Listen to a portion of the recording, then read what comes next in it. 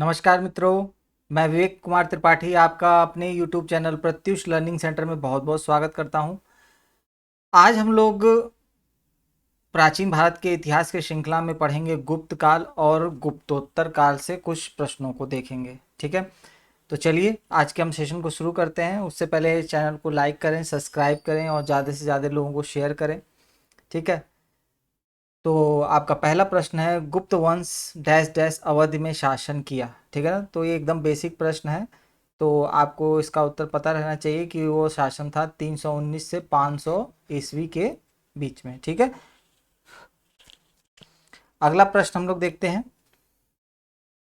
निम्नलिखित शासकों में से किसने एक ने 4 अश्वमेध यज्ञों का क्या था, संपादन किया था? तो दोस्तों इसका सही उत्तर होगा आपका, अनुमान लगाइए, तो वो थे आपके प्रवरसेन प्रथम। ठीक है ना, और ये ऑप्शन की जगह आपको एक और ऑप्शन मिल सकता है, वाकाटक नरेश।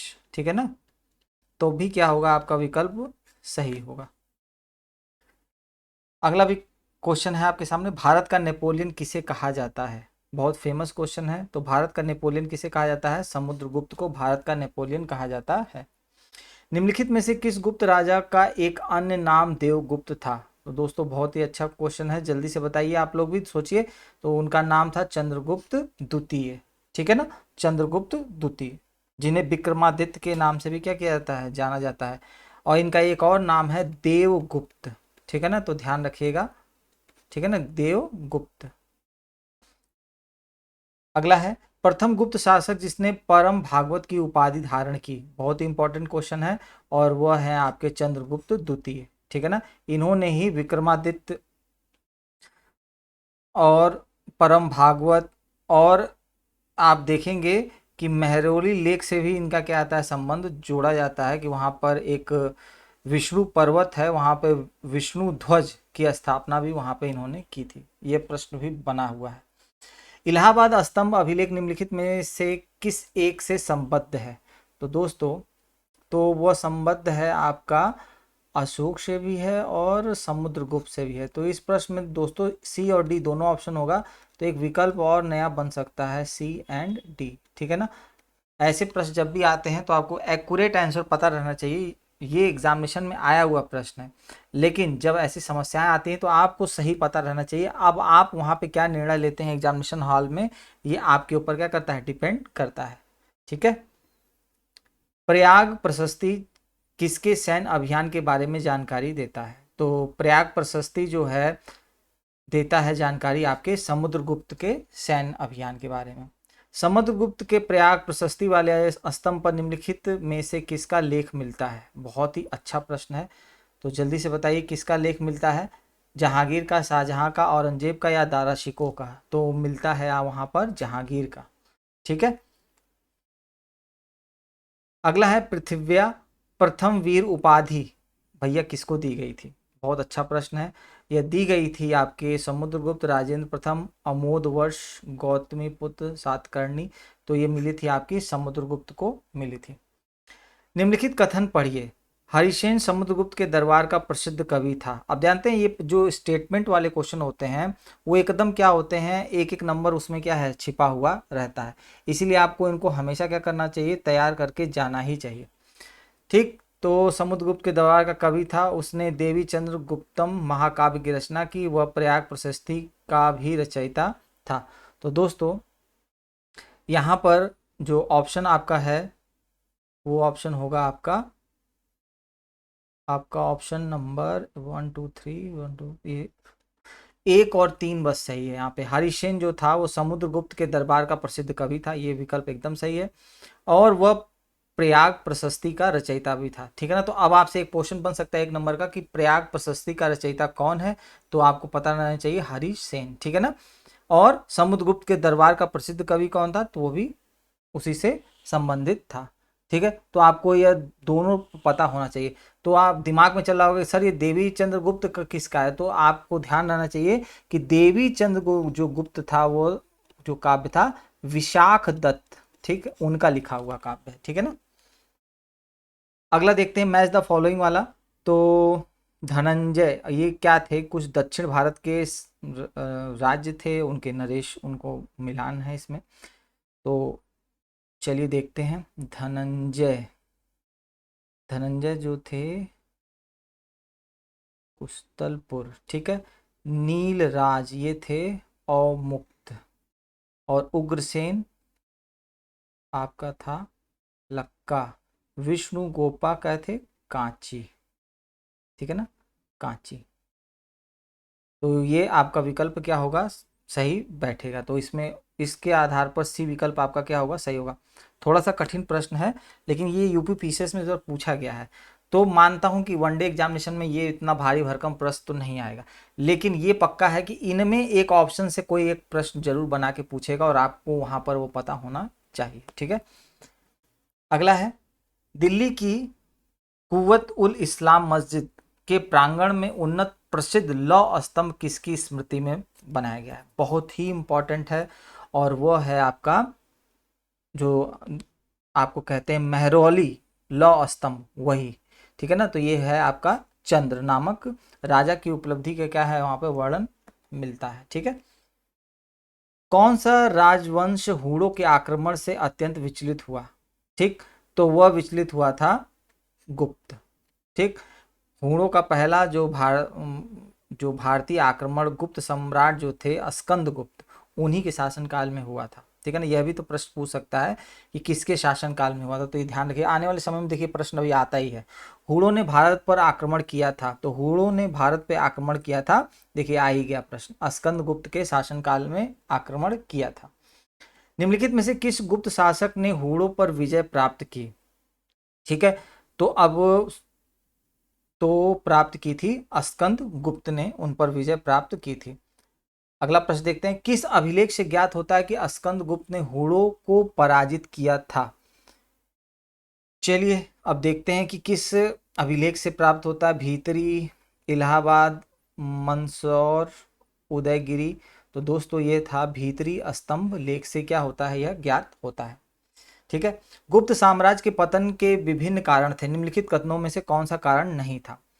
हूण आक्रमण, ठीक है ना, प्रशासन का सामंतीय ढांचा, उत्तरवर्ती गुप्तों का बौद्ध धर्म स्वीकार करना, अरब आक्रमण। तो दोस्तों इसका सही होगा आपका अरब आक्रमण, ठीक है ना, वो इससे संबंधित नहीं था। शक विजेता किसे जाना जाता है, तो शक विजेता सभी को पता है कि किसे जाना जाता है, चंद्रगुप्त द्वितीय को क्या किया जाता है, शक विजेता जाना जाता है, ठीक है ना। इन्हीं को विक्रमादित्य भी जाना जाता है। अब आज से पूछ ले कि विक्रमादित्य कौन सा चंद्रगुप्त था, भैया पहला, दूसरा, तीसरा, तो आपको ये पता होना चाहिए कि दूसरा जो था वही विक्रमादित्य था, ठीक है ना। अगला है, रजत सिक्के जारी करने वाला प्रथम गुप्त शासक था। तो रजत सिक्के जारी करने वाला प्रथम गुप्त शासक बहुत ही इंपॉर्टेंट है, ये कौन थे, आपके चंद्रगुप्त द्वितीय थे, ठीक है ना। आपको फिर से मैंने बताया, गुप्त काल में जो था एक क्या कहते हैं, सिक्का जारी हुआ था, रजत सिक्का, और वहां उसको क्या कहा जाता था, रूपक, ठीक है ना। और कहीं कहीं पर रुपयक भी आपको मिलेगा, ठीक है ना। तो ये शब्द भी अगर आपसे संबंधित कहीं मिलता है, तो इसका मतलब ये पक्का किससे संबंधित है, चंद्रगुप्त द्वितीय से संबंधित है। अब देखते हैं कि यहाँ पर मिलान का प्रश्न है, तो अब देखते हैं, कह रहा है कि यहाँ पर नहीं मिलाना है। तो नहीं वाले प्रश्न जो होते हैं बड़े खतरनाक होते हैं भाई साहब। तो उसमें क्या होता है कि आपको आता हुआ प्रश्न में क्या हो जाता है, हड़बड़ी में गलत हो जाता है। तो हमको क्या करना है कि हमें सही देखना है। तो कुमार गुप्त मंदसौर अभिलेख, देख लीजिए, एक नंबर का क्वेश्चन ये हो गया है, ठीक है ना। भले ही ये मैच द फॉलोइंग में है, लेकिन ये आपका एक क्वेश्चन पक्का है। फिर है पतिक शिलालेख से तक्षशिला अभिलेख, ये भी सही है। प्रभावती गुप्ता उदयगिरी गुहा अभिलेख, चलिए इसका तो बारे में तो मुझे अभी नहीं ध्यान है रहा है। समुद्रगुप्त ऐरण अभिलेख, ये भी एकदम सही है, ठीक है। चलिए तीन तो एकदम पता था, और लेकिन इसके बारे में पता नहीं था, लेकिन नहीं पूछ रहा है, तो अगर मैं इसके साथ तुक्का खेल भी जाता हूँ तब भी मेरा विकल्प क्या होगा, सही होगा, क्योंकि ये बाकी चीज़ें मैं पढ़ करके अभी आ रहा हूँ, ठीक है ना। क्योंकि प्रभावती गुप्ता ऐसा नाम प्रतीत हो रहा है कि ऐसा कोई नाम आपके गुप्त वंश में नहीं है, ठीक। अगला देखते हैं, ईसा की तीसरी शताब्दी से जबकि हूण आक्रमण से रोम साम्राज्य समाप्त हो गया, भारतीय व्यापारी आधिकारिक निर्भर हो गए। ठीक है ना, अब वो समाप्त हुआ तो किस पे निर्भर हो गए, तो वो हो गए थे दक्षिण पूर्व एशियाई व्यापार पर क्या हो गए थे, निर्भर हो गए थे। ठीक है ना। कहा जाता है कि ईसा की तीसरी सदी पर जब हुरों का आक्रमण हुआ तो रोम साम्राज्य का क्या हो गया, एक तरह से पतन हो गया। और जब रोम साम्राज्य का पतन हुआ तो भारतीय जो थे वो दक्षिण पूर्वी एशियाई व्यापार पर क्या थे, अधिक निर्भर हो गए। ठीक। अगला है, गुप्त काल में उत्तर भारतीय व्यापार निम्नलिखित में से किस एक पत्तन से संचालित होता था। ठीक है ना, तो बहुत इंपॉर्टेंट क्वेश्चन है ये, कम से कम 10 बार से कम नहीं आया होगा, और वो है ताम्र लिप्ति। ठीक है ना, बहुत ही इंपॉर्टेंट है, और यहाँ से क्या होता था, व्यापार को किया जाता था। ठीक है। अगला है, ये आपका स्टेटमेंट वाला क्वेश्चन है। ठीक है, थोड़ा बड़ा क्वेश्चन है, लेकिन चलिए देखते हैं इसमें क्या है। इसमें पूछा क्या है, भारत में दक्षिण पूर्वी एशिया के साथ अपने आरंभिक सांस्कृतिक संपर्क तथा व्यापारिक संबंध बंगाल की खाड़ी के पार बनाए रखे थे। निम्नलिखित में से कौन सी बंगाल की खाड़ी के इस उत्कृष्ट आरंभिक समुद्री इतिहास से संबंधित विश्वसनीय व्याख्या या व्याख्याएं हो सकती हैं। चलिए देखते हैं इसमें कौन सा विकल्प आपका सटीक बैठेगा। प्राचीन काल तथा मध्यकाल में भारत के पास दूसरों की तुलना में अति उत्तम पोत निर्माण तकनीक उपलब्ध थी। तो ऐसा तो अभी कहीं दिखा नहीं है। इस उद्देश्य के लिए दक्षिण भारतीय शासकों ने व्यापारियों, ब्राह्मण, पुजारियों और बौद्ध भिक्षुओं सदा संरक्षण दिया। सदा, जब ऐसे ऐसे शब्द आते हैं ना, तो वो अपने आप ही स्टेटमेंट गलत हो जाता है। बंगाल की खाड़ी में चलने वाली मानसूनी हवाओं ने समुद्री यात्राओं को सुगम बना दिया था। ये विकल्प सटीक लग रहा है, आगे देखते हैं। इस संबंध में ए और बी दोनों विश्वसनीय, तो ए और बी तो एकदम गलत हो गया, तो इसका मतलब सी ऑप्शन ही आपका क्या होगा, एकदम सटीक विकल्प यहाँ पर होगा। ठीक है, तो चलिए अगला प्रश्न देखते हैं। गुप्त काल में गुजरात, बंगाल, दक्कन और तमिल राष्ट्र में स्थित केंद्र किससे संबंधित थे। वस्त्र उत्पादन, बहुमूल्य मणिरत्न, हस्तशिल्प और अफीम की खेती से संबंधित थे। तो दोस्तों वह थे अपना वस्त्र उत्पादन से संबंधित थे। ठीक है।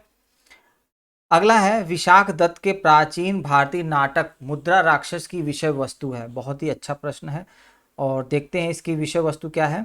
तो हमने तो पढ़ा ही था कि चंद्रगुप्त मौर्य, तो आपका ऑप्शन डी क्या होगा, सही होगा। चंद्रगुप्त मौर्य के समय में राज दरबार की दुर्भिसंधियों के बारे में क्या किया गया है, उसमें बताया गया है। ठीक है ना। तो अगर यह भी पूछता है कि विशाख दत्त किसके समकालीन थे, तो चंद्रगुप्त मौर्य के समकालीन थे, और उस समय उन्होंने क्या था, एक नाटक लिखा था मुद्रा राक्षस, और चंद्रगुप्त मौर्य की कृतों पर क्या किया गया था, उसमें प्रकाश डाला था, और राज दरबार में जितनी भी दुर्भी संधियां, मतलब जितने भी दुर्गुण थे, उनके बारे में क्या किया है, स्पष्ट रूप से बताया गया है। निम्नलिखित में से कौन गुप्त काल में अपनी आयुर्विज्ञान विषयक रचना के लिए जाना जाता है। ठीक है। ठीक, ये प्रश्न थोड़ा सा संदेह वाला प्रश्न है, इसको हम लोग हटा देते हैं, अगले प्रश्न की तरफ बढ़ते हैं। इनमें से कौन गुप्त काल में औषध के क्षेत्र में अपने कार्य के लिए जाने जाते हैं। ठीक, बहुत अच्छा प्रश्न है। तो औषध के क्षेत्र में जाने जाते हैं सुश्रुत, सौमिला, शूद्रक, शौनक, या इनमें से कोई नहीं। तो दोस्तों इसमें होगा इनमें से कोई नहीं, यहाँ पर गुप्त काल से इसमें कोई भी संबंधित नहीं है। ठीक है ना। लीलावती के लेखक थे, लीलावती के लेखक थे आपके, जल्दी बताइए, सोचिए, लीलावती के लेखक भास्कराचार्य। बहुत फेमस प्रश्न है, क्या थे लीलावती, एक प्रसिद्ध भारतीय गणितज्ञ जो थे, खगोल शास्त्री। और ये पूछा जा सकता है कि भास्कराचार्य क्या थे, तो एक गणितज्ञ थे, एक खगोल शास्त्री थे, और उन्होंने ही क्या किया था, गणित से संबंधित एक महत्वपूर्ण ग्रंथ लिखा, और वो कौन था लीलावती। ठीक ना।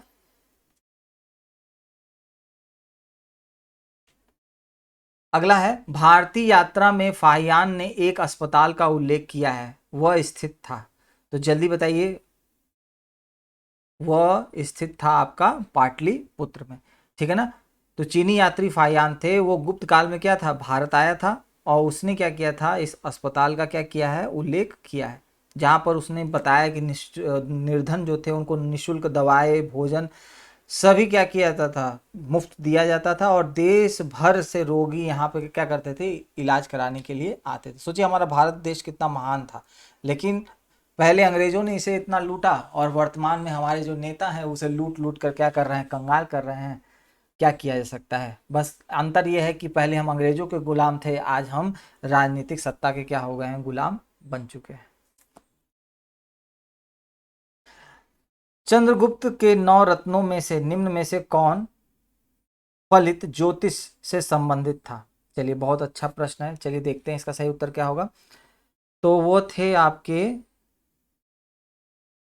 छपड़क, ठीक है ना, ये थे। ये क्या थे, अब ये पूछ सकता है कि किससे संबंधित है, तो चंद्रगुप्त, चंद्रगुप्त सेकंड, ठीक है ना, चंद्रगुप्त द्वितीय के यहाँ पे क्या थे, एक कुशल शासन की कमान इन्होंने क्या की थी, संभाली हुई थी। अगला है कालिदास किसके शासन काल में थे? बहुत ही फेमस प्रश्न है, और कालिदास भी जो थे वो चंद्रगुप्त द्वितीय के शासन काल में ही थे।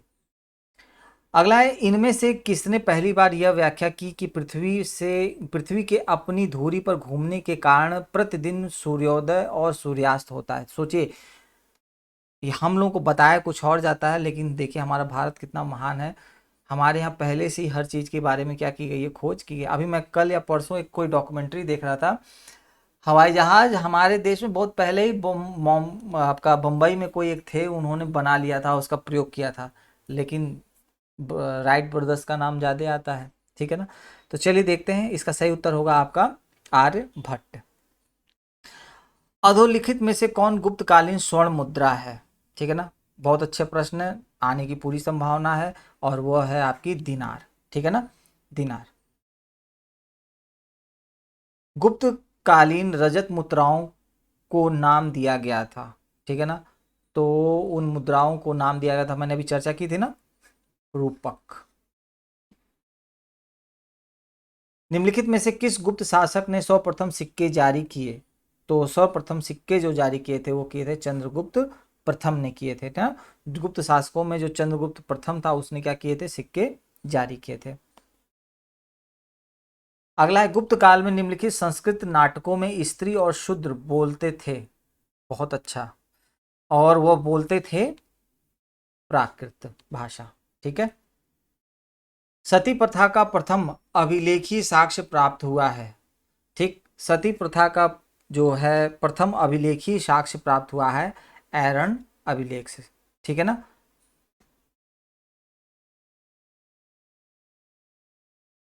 गुप्त संवत की स्थापना किसने की? तो गुप्त संवत की स्थापना की थी चंद्रगुप्त प्रथम ने, ठीक है ना, और इसकी प्रारंभिक तिथि थी 319 ईस्वी। ये भी आप लोग रट लीजिएगा कि 319 ईस्वी के पास गुप्त संवत की क्या चंद्रगुप्त प्रथम ने क्या की थी, स्थापना की थी, ठीक है। अब चलिए, ये बहुत ही अच्छा प्रश्न है, मैच द फॉलोइंग वाला है, देखते हैं कि इसमें क्या क्या सेट बैठेगा। तो अशोक प्रियदर्शनी, ठीक है, बहुत अच्छा। समुद्रगुप्त, समुद्रगुप्त जो थे आपके पर क्रमांक, ये बैठेगा। फिर आपका चंद्रगुप्त सेकंड, मैंने कई बार चर्चा की, विक्रमादित्य और स्कंदगुप्त क्रमादित्य, ठीक है ना। तो इस आधार पर आपका सी ऑप्शन क्या होगा, इसमें सटीक बैठेगा। अगला है नगरों का क्रमिक पतन किस काल की महत्वपूर्ण विशेषता थी? गुप्त काल, प्रतिहार युग, राष्ट्र युग, सातवाहन युग। तो दोस्तों क्रमिक पतन की जो विशेषता थी वो थी गुप्त काल की, ठीक है ना। अगला है किस शासक वंश में मंदिरों एवं ब्राह्मणों को सबसे अधिक ग्राम अनुदान में दिया गया? बहुत अच्छा प्रश्न है, और वो है आपका गुप्त काल में, ठीक है ना, यहाँ पे सबसे ज्यादा अनुदान में दिया गया था। अगला है प्राचीन भारत में किस वंश का शासनकाल स्वर्ण युग कहा जाता है? तो स्वर्ण युग जो कहा जाता है वो कहा जाता है गुप्त युग को ही स्वर्ण युग कहा जाता है। और कहीं पे अगर आपको देखेंगे क्लासिक युग अगर बोलेगा तब भी इसको कहा जाएगा, और यह भी कह सकता है कि भारत का पेरी क्वीन युग, तब भी क्या होगा, गुप्त का ही नाम आएगा। तो ध्यान रखिएगा ये दो तीन नाम जो मैंने आपको बताए। निम्न में से किस काल में स्त्रियों की पुरुष से बराबरी थी? देख लीजिए, हमारी स्त्रियां क्या हैं, हमेशा बराबरी में रही हैं, और वो किसी से कम नहीं। तो देखते हैं किस काल में ऐसा रहा है, गुप्त काल, मौर्य काल, चोलों में, या इनमें से कोई नहीं। तो दोस्तों ऐसा कोई भी साक्ष्य हमारे यहाँ प्राप्त नहीं हुआ है। गुप्त युग में भूमि राजस्व की दर क्या थी? ठीक, तो वहां पे जो राजस्व लिया जाता था वो उपज का 6वां भाग क्या किया जाता, राजस्व के रूप में लिया जाता था। धर्मशास्त्रों में भू राजस्व की दर क्या है? ठीक है, 1/3, 1/4, 1/6, 1/8। तो अभी आप पढ़ के आ रहे हैं, प्रश्न वही है, उसका पैटर्न अलग है, तो 1/6 is the right answer. Hindu विधि द्वारा मान्य कर कितना था? तो दोस्तों हिंदू विधि द्वारा जो मान्य कर था उपज का 6वां भाग। देख रहे हैं, मतलब प्रश्न वही है सेम, लेकिन उसकी भाषा क्या हो रही है, परिवर्तित हो गई है। किस प्रकार की भूमि को अप्रहत कहा जाता था? बहुत ही इंपॉर्टेंट क्वेश्चन है, कम से कम 4 बार ये आ चुका है एग्जामिनेशन में। तो दोस्तों क्या कहा जाता था? बिना जोती हुई जो जंगली भूमि होती थी उसे ही क्या कहा जाता था? अप्रहत कहा जाता था। ठीक है। गुप्त साम्राज्य द्वारा निम्न में से किन्हें कर रहित कृषि भूमि प्रदान की जाती थी? तो कर रहित कृषि भूमि प्रदान की जाती थी आपको ब्राह्मणों को। ठीक है। और जब इनको दान में दे दी जाती थी उसे क्या कहा जाता था? अग्रहार। याद रखिएगा, अग्रहार। ठीक, ये भी शब्द आपसे पूछा जा सकता है कि अग्रहार क्या है। प्राचीन भारत में सिंचाई कर को कहते थे, तो प्राचीन भारत में सिंचाई कर को कहते थे विदक भागम। ठीक है ना, option A is the right answer. अगर यह विकल्प न मिले तो उदक भाग अगर विकल्प में दिया हो तब भी ये क्या होगा, एकदम सही उत्तर होगा। ठीक है। 3री शताब्दी में वारंगल प्रसिद्ध था। तो वारंगल जो प्रसिद्ध था वह लोहे के यंत्र या उपकरणों के लिए क्या था? प्रसिद्ध था। ठीक। तोरमाड़ किस जाति दल का था? ठीक है ना, बहुत ही फेमस है। क्या था कि जो भारत पर दूसरा हुण आक्रमण का क्या था, ये नेता था, इसलिए यहाँ पे क्या इसके बारे में पूछा जाता है। तो वह था हुड़ों से संबंधित। निम्नलिखित में से किसने हुड़ शासक मिहिर कुल को पराजित किया था? तो उनको पराजित किया था यशोधर्मन ने। ठीक है ना, यशोधर्मन ने इनको क्या किया था? पराजित किया था। और चीनी यात्री जो हैनशांग थे उन्होंने एक अभिलेख है मंदसौर लेख, उसमें क्या करता है कि वहाँ इसके बारे में क्या किया है, पूरी अच्छे से पूरा डिटेल में इस वृत्तांत को देखा हुआ है। चीनी यात्री जिसने 6ठी शताब्दी में भारत दर्शन किया, ठीक है, तो भारत दर्शन किया था शुंग युन ने। ठीक है ना, 6ठी शताब्दी की बात कर रहा है और ये आया था लगभग 518 ईस्वी में क्या होता, भारत आया था। और अपनी 3 वर्ष की यात्रा में इसने क्या किया था? बौद्ध धर्म की ढेर सारी प्रतियों को क्या किया था? इकट्ठा किया था। ठीक है, तो चलिए देखते हैं अगला प्रश्न। चीनी यात्री शुंग युन ने भारत की यात्रा की थी। चलिए अभी हम उसी की चर्चा ही कर रहे थे और तब तक ये प्रश्न आ गया। और 515 ईस्वी से लेकर के 520 ईस्वी के क्या है आसपास इसने क्या की थी? यात्रा की थी। ठीक है ना। अगला है, निम्नलिखित कथनों को ध्यानपूर्वक पढ़िए। गुप्त सम्राट स्वयं के लिए दैवी अधिकारों का दावा करते थे। उनका प्रशासन नितांत केंद्रीकृत था। उन्होंने भूमि दान की परंपरा को विस्तारित किया। ठीक है ना, तो देखते हैं इसमें सही विकल्प कौन होगा। तो भूमि दान की परंपरा तो थी, तो ये विकल्प तो एकदम सही हो गया। गुप्त सम्राट स्वयं के लिए दैवी अधिकारों का दावा करते थे, यह भी विकल्प आपका क्या होगा, एकदम सही होगा। और उनका प्रशासन नितांत केंद्रीकृत, जैसे ये शब्द होता है ना, हाइपर शब्द आते हैं तो वो विकल्प गलत हमेशा हो ही जाता है। ठीक है ना, तो यहाँ पर आपका इस आधार पर आपका विकल्प क्या होगा, सी क्या होगा, एकदम परफेक्ट उत्तर होगा। ठीक है, चलिए अगले प्रश्न पे देखते हैं। चलिए अगले प्रश्न की तरफ बढ़ते हैं। अगला प्रश्न आपके सामने आ रहा है, गुप्त काल के दौरान भारत में बलात् श्रम के संदर्भ में निम्नलिखित में से कौन सा कथन सही है? ठीक है, तो चलिए देखते हैं। इसे राज्य के लिए आय का एक स्रोत, जनता द्वारा दिए जाने वाला एक प्रकार का कर माना जाता था। यही विकल्प सबसे सही विकल्प है। ठीक है ना, बाकी विकल्पों को भी देख लेते हैं। काठियावाड़ पूर्णतः विद्यमान था, बलात् श्रम स्वतः नहीं, ए विकल्प ही आपका क्या होगा, परफेक्ट विकल्प होगा। ठीक है ना, अगला देखते हैं। कहा जाता है कि शतरंज का खेल, ठीक है ना, जो आपको कहते हैं ओरिजिनेट हुआ था कहाँ से, चीन में, ईरान में, इंडोनेशिया में, भारत में। जान लीजिए कहाँ पे हुआ था। जो शतरंज का खेल था भारत में ही क्या हुई थी, इसकी उत्पत्ति हुई थी, ठीक है ना। महाभारत के काल में उसको क्या कहता था, चतुरंग, ठीक है ना। अगला है शूद्रक द्वारा लिखी हुई प्राचीन भारतीय पुस्तक मक्ष कटिक्रम, ठीक है ना, का विषय था। थोड़ा सा इसका नाम कठिन है, लेकिन इसको याद रखिएगा कि ये किसकी रचना थी। ठीक, तो चलिए देखते हैं। एक धनी व्यापारी और एक गणिका की पुत्री की प्रेम गाथा ही इसका सही विकल्प होगा, ठीक है ना। जाके देखिएगा कि गुप्तकालीन शासन व्यवस्था और जो जीवन के विषय में जो रोमांचक चीज़ें हैं वो इसमें क्या की गई हैं, इस रचना में दी गई है।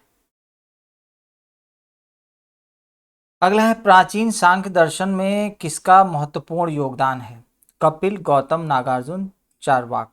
तो आपके वो हैं कपिल जी। कपिल मुनि द्वारा प्रतिपादित दार्शनिक प्रणाली है, तो वो प्रणाली है आपकी सांख्य दर्शन, ठीक है ना। ये पढ़ा हुआ क्वेश्चन था लेकिन इसमें पूछा गया है। तो सांख्य दर्शन से संबंधित कुछ चीज़ें हैं। भारत में दार्शनिक विचारों के इतिहास के संबंध में सांख्य संप्रदाय से संबंधित निम्नलिखित कथनों पर विचार कीजिए। सांख्य पुनर्जन्म या आत्मा के आवागमन के सिद्धांत को स्वीकार नहीं करता। सांख्य की मानता है कि आत्मज्ञान ही मोक्ष की ओर ले जाता है, न कि कोई ब्रह्म प्रभाव अथवा कारक, ठीक है। तो जहाँ तक इसका दूसरा विकल्प है वो ज़्यादा परफेक्ट है, पहला विकल्प उतना परफेक्ट नहीं है। तो ऑप्शन नंबर आपका B is the right answer, ठीक है ना। जो दर्शन है उसने पुनर्जन्म और आत्मा के आवागमन के सिद्धांत को क्या कर लिया था, स्वीकार कर लिया था। और वो कहते थे कि जो अज्ञानता को दुख, जो अज्ञानता है वो दुख का क्या है, कारण है, और विवेक से ही क्या होता है, उससे मुक्ति हमें मिल सकती है, और उन्होंने इसी के माध्यम से उसका एकमात्र उपाय बताया है, ठीक है। अगला है प्रश्न है योग के आविष्कारक थे, तो योग के आविष्कारक कौन थे आपके, जल्दी से बताइए। योग के आविष्कारक आपके थे पतंजलि, ठीक है। निम्नलिखित में से कौन अष्टांग योग का अंश नहीं है, तो अष्टांग योग का अंश जो है अनुस्मृति नहीं है, ठीक है ना। तो अष्टांग योग में आपको पता होना चाहिए कि अष्टांग योग में कौन कौन से थे। पहला था यम, फिर है नियम, फिर है आसन, फिर है प्राणायाम, ठीक है, प्रत्याहार, ठीक, फिर है धारणा, ध्यान और समाधि। ये क्या थे, 8 तरह के अष्टांग योग के बारे में क्या की गई है, चर्चा की गई है। अब इन नामों में अनुस्मृति जो है नहीं है। प्रत्याहार हमने पढ़ लिया, धारणा पढ़ लिया, ध्यान पढ़ लिया, इनमें से कोई नहीं, तो इसका मतलब अनुस्मृति जो है वो इसके अंतर्गत नहीं आएगा। ध्यान रखिएगा अष्टांग योग में ये 8 नाम आपको ध्यान में रहना चाहिए। अगला है महाभाष्य के लेखक पतंजलि समसामयिक थे या समकालीन थे, ठीक है ना। तो किसके समकालीन थे, वो थे पुष्यमित्र शुंग के समकालीन थे, ठीक। नव्य न्याय संप्रदाय के संस्थापक कौन थे, ठीक है। तो उसके संस्थापक जो थे वह आपके गंगेश और उदयन भी तो थे। तो बी और डी दोनों इसमें विकल्प होगा, ठीक है ना। एक प्रश्न आया जरूर है लेकिन कभी आपके भविष्य में मिले, अगर गंगेश केवल दिया है तो इन्हीं को मार देंगे, उदयन दिया तो, लेकिन इस प्रश्न में इन्होंने दोनों विकल्प दिया है तो सही विकल्प दोनों होगा। मैंने आपको सही उत्तर बता दिया है, ठीक है। तो आपको अनुमान वहां पे जाके लगा लेना है कि इसका सही उत्तर क्या। अगर ऐसी ही कंडीशन सेम यही प्रश्न मिल जाता है तो दोनों में से कोई एक चुन लेंगे, बाद में चल के ये प्रश्न तो हटना ही हटना है, ठीक है ना। जब तक जीवित रहो सुख से जीवित रहो, चाहे इसके लिए ऋण ही लेना पड़े, क्योंकि शरीर के भस्मीभूत हो जाने पर पुनरागमन नहीं हो सकता। पुनर्जन्म का निषेध करने वाली यह युक्ति किसकी है, ठीक है ना। और बहुत ही अच्छी है और ये है चारवाकों की, ठीक है ना। उन्हीं वो जो चारवाक का जो दर्शन था ना वो एक तरह से क्या था, जड़वादी दर्शन था। कैसा था, जड़वादी, इसको और भाषा में कह सकते हैं भौतिकवादी दर्शन था। और इस दर्शन का आदर्श ही है कि जब तक जीवित रहो सुख से रहो, उधार लेकर घी पियो, क्योंकि देह के भस्म हो जाने के बाद पुनर्जन्म नहीं होता है। ठीक है ना, इन्होंने बहुत स्पष्ट रूप से कहा। तो ये किससे संबंधित है?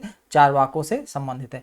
केवल प्रत्यक्ष प्रमाण को कौन स्वीकार करता है? जैन, चारवाक, बौद्ध और सांख्य। तो वो प्रत्यक्ष प्रमाण को चारवाक क्या दर्शन स्वीकार करता है। ठीक है, अगला है अधोलिखित में से कौन सा चारवाक के अनुसार सर्वोच्च मूल्य है? तो सर्वोच्च मूल्य है आपका धर्म, अर्थ, काम, मोक्ष, भक्ति। तो सर्वोच्च उसमें है काम। ठीक है, अगला प्रश्न देखते हैं। न्याय दर्शन को प्रचारित किया था, तो न्याय दर्शन को प्रचारित किया था आपके गौतम ने, क्योंकि हमने इसके बारे में पहले चर्चा की है थोड़ा सा, तो इसके तुरंत तेजी से आगे बढ़ जा रहे हैं। मीमांसा, मीमांसा के प्रणेता, तो आपने पढ़ाई था इसको भी। तो मीमांसा के जो प्रणेता थे वो जैमिनी थे। कर्म का सिद्धांत किससे संबंधित है? तो कर्म का जो सिद्धांत है वो भी किससे संबंधित है? आपके मीमांसा से संबंधित है। निम्न में से किस दर्शन का मत है कि वेद शाश्वत सत्य है? ठीक, तो अब देखते हैं इसका सही उत्तर क्या होगा। सांख्य, वैशेषिक, मीमांसा, न्याय और योग। तो यह मीमांसा से ही क्या है? संबंधित है। अपूर्व का सिद्धांत संबंधित है। अपूर्व का जो सिद्धांत है वो किससे संबंधित है? मीमांसा से संबंधित है। बहुत ही इंपॉर्टेंट क्वेश्चन है, ध्यान रखिएगा इसको। अगला है निम्नलिखित युग्मों में से कौन सा एक भारतीय षड दर्शन का भाग नहीं है? ठीक है, अब ये आपका पढ़ा हुआ है। तो इसमें जो मीमांसा और वेदांत, न्याय, वैशेषिक, सांख्य और योग, ये आपका ऑप्शन नंबर जो सी है वो इससे संबंधित नहीं है। ठीक है, बाकी आपका चीजें क्या है उससे संबंधित हैं। ठीक,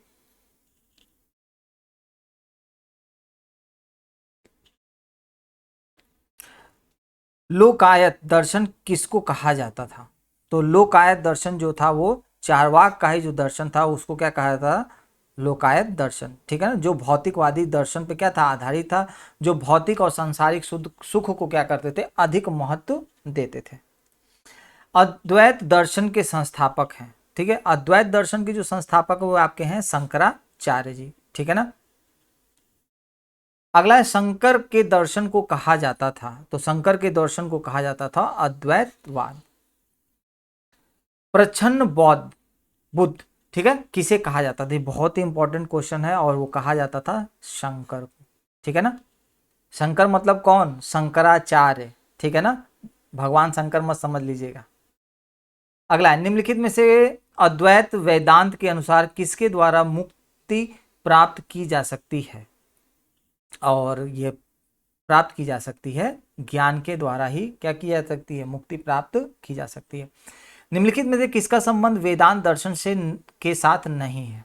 ठीक है, अब देखते हैं शंकराचार्य, अभिनव गुप्त, रामानुज और माधव। तो वो होंगे आपके अभिनव गुप्त। ठीक है ना, अभिनव गुप्त का इससे कोई भी संबंध नहीं है। ठीक है, जी हाँ, अभिनव गुप्त तो आपको देखेंगे अलंकार शास्त्र के क्षेत्र से संबंधित चीजें उनके में आती है, तो यहाँ से उनका कोई लेना देना नहीं है।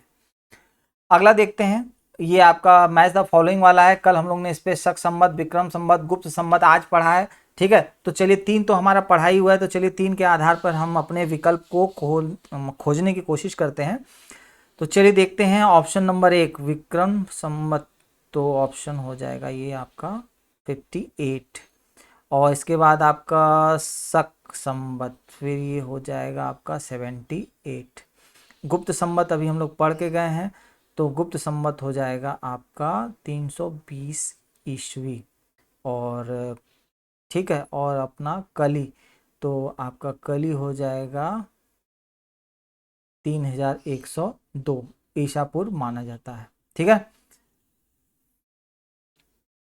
अगला है निम्नलिखित कथनों पर विचार कीजिए तथा नीचे दिए गए कूट से सही उत्तर का चुनाव करिए। चलिए ठीक है, अब ये भी उसी से संबंधित प्रश्न है, और देखते हैं इसमें कौन सा सही है और कौन सा गलत है। विक्रम संवत 58 ईसा पूर्व से ये तो एकदम सही विकल्प। शक संवत ये भी हम पढ़ के आ रहे हैं। गुप्त सन 319 के आरंभ, हाँ ये भी सही है। 20 पढ़े थे, थोड़ा सा टाइम लैप्स आगे पीछे होता है। भारत में मुसलमान शासन का युग सन 1192 में शुरू हुआ था। ठीक है, तो जी हाँ, ये क्या था कि भारत में जो मुसलमान शासन का था वो मोहम्मद गोरी कि जो तराइन का जो द्वितीय युद्ध था उसमें विजय से ही क्या होता है, प्रारंभ हो जाता है। तो एकदम सही है। तो आपका 1192 भी आपका स्टेटमेंट सही होता है। इसका मतलब option D is the right answer. Pulakeshin प्रथम का बादामी शिलालेख शक वर्ष 465 का दिनांकित है। यदि इसे विक्रम संवत में दिनांकित करना हो तो वर्ष होगा। ठीक है ना, कल मैंने आपको करने का तरीका बताया था कि कैसे इसको करना है। ठीक है, तो आप उसको कर लीजिएगा। इसका सही उत्तर होगा आपका 601 होगा। ठीक है ना, और 601 कैसे आएगा, इसमें 400 आपका 65 है, उसमें 58 जुड़ेगा, फिर प्लस 78 जुड़ेगा, विक्रम संवत क्या हो जाएगा, तैयार हो जाएगा। ठीक है, एक चालुक्य अभिलेख के तिथि अंकन में शक संवत का वर्ष 556 दिया है, तो उसका तुल्य वर्ष होगा। तो तुल्य वर्ष के बारे में पूछ रहा है, तो इसका तुल्य वर्ष होगा 634। ठीक है, अब कैसे हुआ, 634 में क्या होता है, 500 जो 56 दिया हुआ है उसमें क्या होगा, 78 क्या कर दिया जाएगा, जोड़ दिया जाएगा और उसका तुल्य वर्ष आ जाएगा। पुराणों के अनुसार चंद्रवंशी शासकों का मूल स्थान था, तो चंद्रवंशी शासकों का मूल स्थान था प्रतिष्ठानपुर था। ठीक है ना, अगला है मौखरी शासकों की राजधानी थी थानेश्वर, कन्नौज, पुरुषपुर, उपयुक्त में से कोई नहीं। तो दोस्तों इसका सही उत्तर होगा आपका ऑप्शन नंबर बी, कन्नौज इसका था उत्तर सही होगा। हर्ष के समय में सूचनाएं किसकी पुस्तकों में निहित हैं, तो सूचनाएं हैं, अच्छा प्रश्न है। अब देखते हैं किसके में है, ये हैं आपके कल्हड़। ठीक है ना, हर्ष के समय के जो एक राजदा दरबारी कवि थे कल्हड़, और उन्होंने की जो कृति थी वो क्या थी, हर्ष हर्ष चरित्र उनकी क्या थी, एक कृति थी। और उसमें क्या था कि आप देखेंगे कि उससे संबंधित जो सूचनाएं भी हैं ना, वो राजतरंगिणी जो इन्होंने लिखा है उसमें क्या होती चीजें मिलती हैं। हर्षचरित नामक पुस्तक किसने लिखी थी, चलिए अगला प्रश्न वही आ गया है, तो हमारे उत्तर क्या हो जाएगा, बाण भट्ट।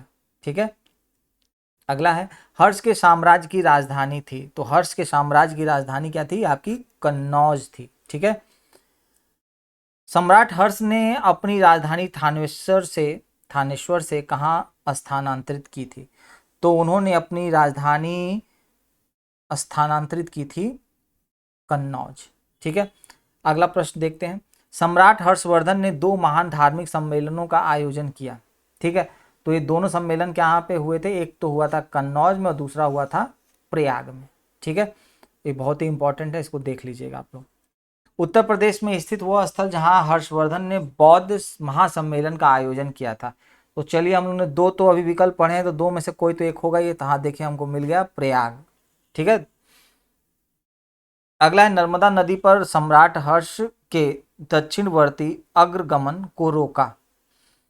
चलिए देखते हैं उनके अग्रगमन को किसने रोका था, वो रोका था आपका पुलकेशिन द्वितीय ने रोका था। ठीक है ना, निम्नलिखित शासकों में से किसने हर्षवर्धन को पराजित किया था, अब देखते हैं। तो इनको पराजित किया था पुलकेशिन द्वितीय ने ही क्या किया था, पराजित किया था। ठीक है, अगला प्रश्न देखते हैं। चालुक्य शासक पुलकेशिन की हर्ष पर विजय का वर्ष था, अब वर्ष भी पूछा है, तो ये था आपका 618 ईस्वी के आसपास का समय था। ठीक है ना, डेट टाइम पे मत जाइए, 2-4 साल 1 साल आगे पीछे रहता है, इसलिए क्या होता है जैसे उसमें नियर अबाउट उत्तर आ जाता है, कहीं 620 भी हो जाता है, कहीं 618 भी हो जाता है, तो इसलिए आप घबराइए मत, कभी आ जाए तो नियर अबाउट उत्तर मार लीजिएगा और आपका विकल्प क्या हो जाएगा, सही हो जाएगा। कवि बाण निवासी थे कहाँ के, तो कवि बाण जो थे यहाँ पे बिहार के से थे वो। ठीक है ना, तो यहाँ तो ऐसा कुछ दिख नहीं रहा है, तो इसमें से होगा उपयुक्त में से कोई नहीं। ठीक है, जो बाण भट्ट थे उनका जन्म बिहार में सोन नदी के किनारे क्या हुआ था, पृथ्वीकूटा नामक एक गांव था वहीं पे हुआ था, तो ऐसा कोई विकल्प इसमें दिया नहीं हुआ है, इसलिए यहाँ पे होगा इनमें से कोई नहीं। हेनसांग किसके शासन काल में भारत आया था, बहुत अच्छा है, तो हेनसांग जो थे वो सम्राट हर्ष के शासन काल में क्या हुआ था, भारत आया था। हर्षवर्धन के शासन काल में चीनी यात्री ने भारत की यात्रा की थी, तो हर्षवर्धन के शासन काल में किसने की थी, हेनसांग ने ही क्या की थी, यात्रा की थी। ठीक है, अगला है हर्ष के दरबार में हेनसांग को एक दूत के रूप में किसने भेजा? तो एक दूत के रूप में भेजा था ताइसुंग त्वांग क्वांग केयंग, इनमें से कोई नहीं, ठीक है ना, इसमें से कोई भी विकल्प यहाँ पर सही नहीं है। हेनसांग की भारत में यात्रा के समय सूती कपड़ों के उत्पादन के लिए सबसे प्रसिद्ध नगर था। ये क्वेश्चन बहुत अच्छा है और ये कई बार पूछा भी जा चुका है। तो वो था आपका मथुरा, ठीक है ना। कौशे शब्द का प्रयोग किया जाता था, ठीक है। कौशे शब्द जो है रेशम के लिए क्या होता है, प्रयोग किया जाता है। गुप्त काल में जो रेशम थे, गुप्त और गुप्तोत्तर काल जो था, रेशम के लिए हमेशा किसका प्रयोग होता था, कौशे शब्द का प्रयोग किया जाता था। चीनी यात्री हेनसांग ने किस विश्वविद्यालय में अध्ययन किया था? तो दोस्तों उन्होंने जो अध्ययन किया था वो किया था आपका नालंदा विश्वविद्यालय में अध्ययन किया था। आज भी भारत में हेनसांग को याद करने का मुख्य कारण है, तो वो कारण है आपकी शियुकी की रचना। उन्होंने क्या की थी, शियुकी की क्या की थी, रचना की थी, जिसके कारण उन्हें आज भी क्या होता है, याद किया जाता है। इसमें क्या था कि उसमें तत्कालीन भारत के संबंध में बहुत ढेर सारी जानकारियां इन्होंने क्या की है, अपने इस ग्रंथ में दे दी, जिससे हमें अपने इतिहास को समझने में क्या मिलती है, बहुत ढेर सारी मदद मिलती है। चीनी यात्री किसने भीनमाल की यात्रा की थी? ठीक है, तो चलिए देखते हैं कि ये भीनमाल की यात्रा किसने की थी। तो ये भी किसने की थी, हेनसोंग ने ही की थी, ठीक है ना। शियुकी नामक यात्रा विवरण निम्नलिखित में से किससे जुड़ा है? तो यह जुड़ा है आपका हेनसोंग से संबंधित है, ठीक है। चीनी यात्री इत्सिंग ने बिहार का भ्रमण किया कब, लगभग? यहाँ पर भी क्या होगा, इसको कोई विकल्प सही नहीं है। जो मूल इसका विकल्प है वो आपका 671 और 672 इसी के आसपास उसने क्या की थी, यात्रा की थी। लेकिन ऐसा कोई विकल्प है नहीं, इसलिए हम ऑप्शन क्या करते हैं, क्योंकि ये लोग बहुत फेमस थे ना, तो इसलिए इनका डेट टाइम पूछ देता है। अधिकांश आप देखेंगे कि इतिहास में डेट टाइम बहुत कम पूछता है कंपटीशन वाले एग्जामिनेशंस में, लेकिन अगर कोई बहुत फेमस रहा है तो उसका पूछ भी लेता है।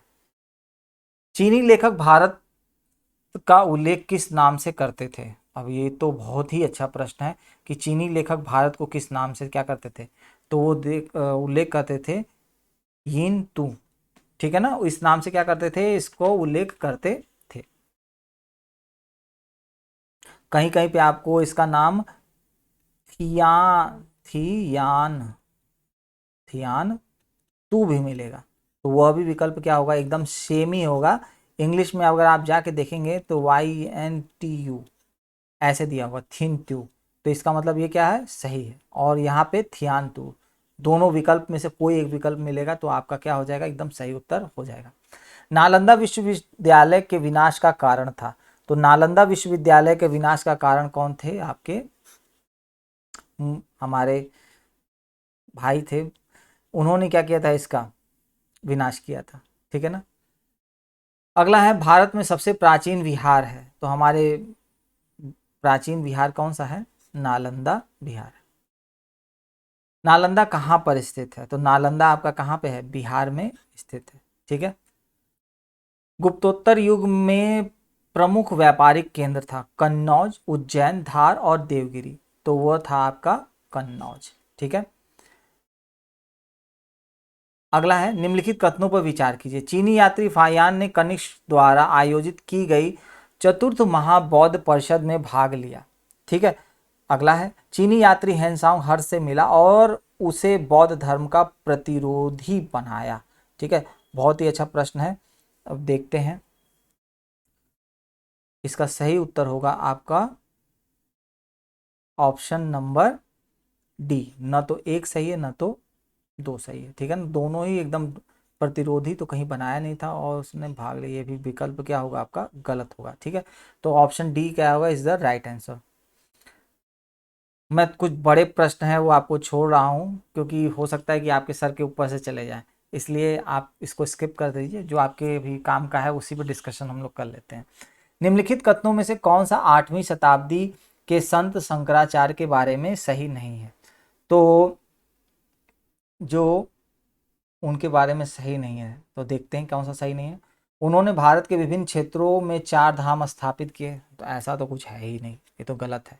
उन्होंने बौद्ध तथा जैन धर्म के विस्तार पर रोक लगाई, ऐसा भी कोई स्टेटमेंट नहीं है। उन्होंने वेदांत का प्रसार किया, तो ऐसा भी कोई। उन्होंने प्रयाग को तीर्थराज नाम दिया, हाँ ये विकल्प क्या है, सही है, ठीक है ना।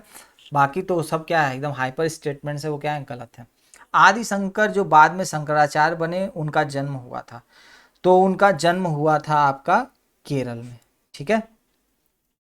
अगला देते हैं, आदि शंकराचार्य द्वारा स्थापित 4 मठ, ठीक है ना, 4 धाम नहीं थे, 4 मठ स्थापित किए थे। और देखते हैं कौन कौन से मठ हैं इनके। देखिए बहुत ही इंपॉर्टेंट है, जोशी मठ, द्वारका, पुरी और श्रृंगेरी, ये जो थे आपका ऑप्शन नंबर सी, ये 4 तरह के मठ स्थापित हुए। और यहाँ से 4 प्रश्न आपके एकदम तैयार खड़े हुए हैं। पूछ लेगा भैया जोशी मठ किसके द्वारा, द्वारका मठ किसके द्वारा, श्रृंगेरी मठ किसके द्वारा, तो आपको पता होना चाहिए आदि शंकराचार्य द्वारा ये चारों मठ क्या किए गए थे, स्थापित किए गए थे, ठीक है। निम्नलिखित में से कौन सा 4 धाम में सम्मिलित नहीं है, ठीक। अब देखते हैं 4 धाम में कौन सा है, मान सरोवर, ठीक है ना। पूरी, द्वारिका और रामेश्वरम क्या होता है, ये 4 धाम में क्या है, सम्मिलित है, ठीक। अगला है आपका, इसमें से सम्मिलित नहीं है, तो चलिए देखते हैं इसमें कौन सा सम्मिलित नहीं है। तो हम लोग भवभूति, कन्नौज के यशोवर्मन, ये तो सही है। रवि, कीर्ति, पुलकेशिन द्वितीय, ये भी सही है। दंडी, जो दंडी थे वो क्या थे, नरसिंह वर्मन के दरबार में थे, ये भी सही होगा। हरिशेण जो है ये क्या होगा, ये गलत होगा। हरिशेण का जो संबंध है समुद्रगुप्त से, जहाँ तक मुझे अनुमान है वहाँ से आता है, ठीक है ना। तो हर्ष से यहाँ पर कोई संबंध नहीं है, ठीक है। चलिए अगले प्रश्न की तरफ बढ़ते हैं हम लोग। चलिए जल्दी से इसका उत्तर दीजिए आप लोग। बहुत ही इजी प्रश्न है और मैच द फॉलोइंग वाला प्रश्न है। आप सभी लोगों को इसके बारे में पता होगा क्योंकि हम ये सब चीज़ें पढ़ के आ रहे हैं। तो अमीर खुसरो, जो अमीर खुसरो जी थे वो अलाउद्दीन, ठीक है। फिर कालिदास, कालिदास के बारे में हम लोग पढ़ के आ रहे हैं, तो कालिदास जो थे वो चंद्रगुप्त द्वितीय के दरबार में थे, ठीक है। इसके बाद हाँ उनके 9 रत्नों में से क्या थे, एक थे हरिशेण। हरिशेण जो थे वो समुद्रगुप्त से संबंधित थे, ठीक। और बाण भट्ट जो थे वो हर्षवर्धन से, ठीक है। तो इस आधार पर आपका बी ऑप्शन क्या होता है, सटीक बैठता है, ठीक। अगला देखते हैं, भोज, दुर्गावती, समुद्रगुप्त, अशोक, ठीक है। अब इनका क्या है, मिलान करना है। तो देखते हैं भोज का क्या होगा, धार, दुर्गावती का गोंडवाना, समुद्रगुप्त का विदिशा और अशोक का उज्जैन, ठीक है ना। तो थोड़ा सा ये धार थोड़ा कठिन था, लेकिन अशोक का समुद्रगुप्त का हमें पता था। तो अगर हम उस आधार से भी अगर खोजेंगे तो विकल्प हमारा डी क्या हो जाएगा, सही विकल्प निकल करके आता है, ठीक है। तो हमने गुप्त और गुप्तोत्तर काल से संबंधित महत्वपूर्ण प्रश्नों का क्या किया, यहाँ पर देखा, उनका समावेश किया। अब क्या है कि कुछ प्रश्न इंपॉर्टेंट मैंने अभी और छांटे हैं। तो वो क्या है कि जैसे कुछ मौर्य से संबंधित है, कुछ मौर्योत्तर से है, कुछ गुप्तोत्तर से है। तो क्या करेंगे कि कुछ मिसलेनियस प्रश्नों की एक श्रृंखला बना करके उसमें उस चीज़ों को क्या कर लेंगे, कवर कर लेंगे। फिलहाल तौर पे इतना आपने पढ़ लिया है तो एक आइडिया आपको मिल जाएगा कि आपको कैसे वहाँ पर एग्जामिनेशन में इस चीज़ों को क्या करना है, टैकल करना है, ठीक है। जैसे ही मुझे और भी अच्छे प्रश्न मिलेंगे तो मैं उनका समावेश यहाँ पे क्या करूँगा। तब तक के लिए हम अपने सेशन को यहीं समाप्त करते हैं क्योंकि सेशन बहुत लंबा हो गया है, क्वेश्चन ज़्यादा थे। तब तक के लिए जय हिंद, जय भारत।